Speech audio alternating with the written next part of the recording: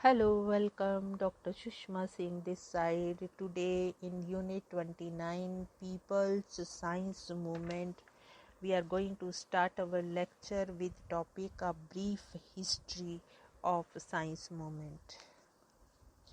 The origin of PSM in India may be traced to the early 1950s when a number of organizations got engaged in activities aimed to create scientific awareness among the general public.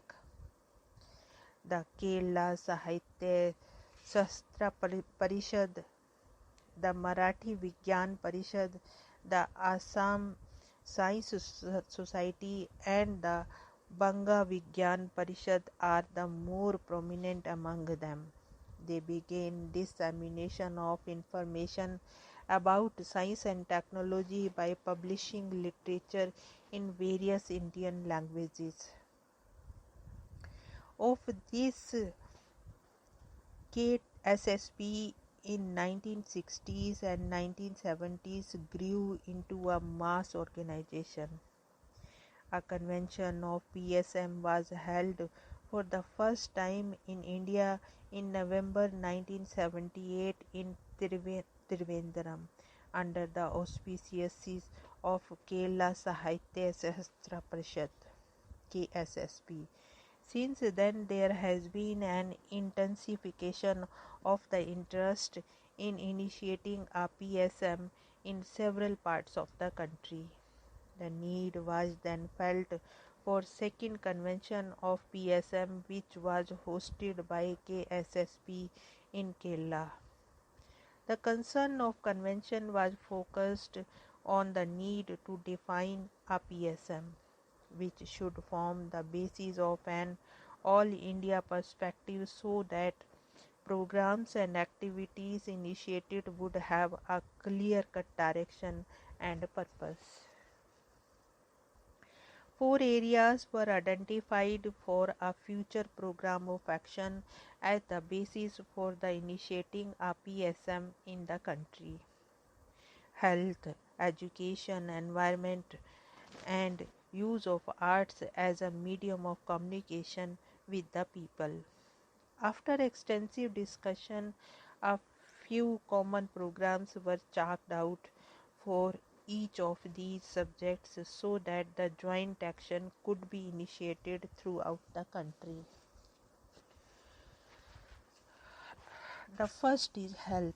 Questions were raised on the relevance and adequacy of the existing health delivery system, and hence it became obvious that a people's health movement should form a crucial component of a PSM. It was clear that despite expansion in health services, the actual distribution had an urban and curative bias.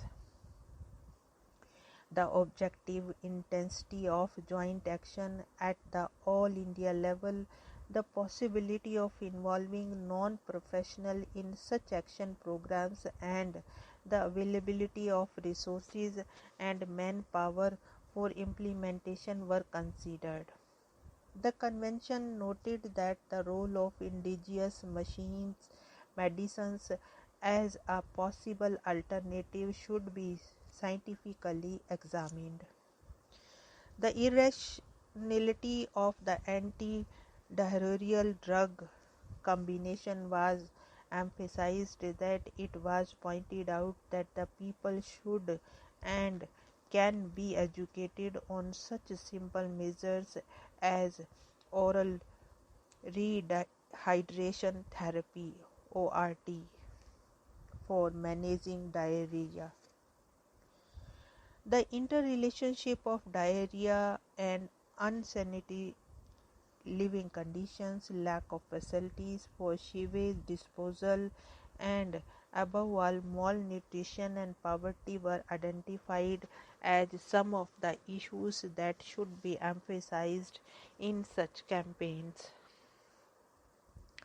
That joint action on health problems specific to women should be taken up for was generally felt as highly urgent. A campaign on anemia in women was a major issue.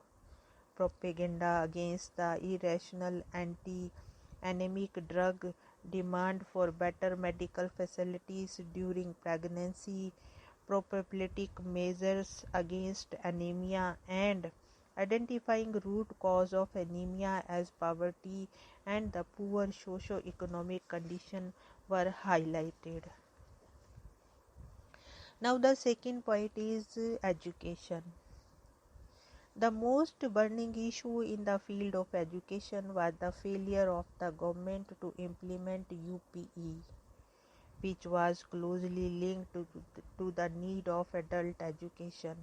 It was decided to emphasize the need for activity aimed at increasing the involvement of teachers in popularizing science as well as in discussing problems of education in general. The following activities were suggested as being useful in future further work. Bringing out magazines for children to popularize science and literature as is done by groups like Kerala Sastra Sahitya Parishad KSSP. Organizing community science centers with a library, workshop, audiovisual facilities and mobile exhibitions. Use of art and theatre forms as catalytic media for dissemination of PSM ideas. Field study and surveys of problems of education to base the initiative and understanding on more firm grounds. Now let us move to the next point, environment. Environmental problem can only be understood as an aspect of the broader reality. A scientific analysis of the totality of the interconnections between the seemingly unrelated issue is the only viable basis for effective action. The Forest Bill, which gives extensive power to forest officials, encroaches on the right of the people such as tribals who depend on forest and facilities. The acceleration of the process of deforestation by commercial vested interests. The issue of the Forest Bill is a focal point for people science movement. Not only can it enable them to assist people's struggles, but it can enable the mobilization of public opinion on a whole range of issues: social forestry, floods, wildlife, drought, etc. Development projects are carried out without attempting to analyze their impact on environment. Development projects are carried out without attempting to analyze their impact on the environment. A broad consensus emerged from the discussion on environment. Vested interests benefiting from environmental degradation are actively assisted by the state. Science is not value neutral but used to assist vested interests. For instance, forestry science is used to justify deforestation by the forest department. PSMEs must base their views on scientific analysis of problems and vested interests in science. Conservation of an environment is not possible unless people's struggles are channeled to counter the policies of the state and the power of the vested interests. On the above basis, it was argued that joint action be initiated at the national level on breaking the communication gap between PSMEs, informing each other about problems faced, tactics used, and problems encountered. Circulating policy studies such as critiques of the foreign forest bill and studies on occupational safety for wider dissemination. Exchanging visits. Producing such other material for exchange and dissemination and forging a united front against the forest bill. Now the next point is art.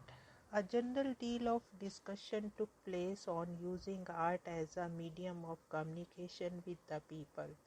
The Uttarakhand Sangharsh Vahini has been using art in its various struggles, first against deforestation and similar issues, but now embracing all aspects of the people's struggle.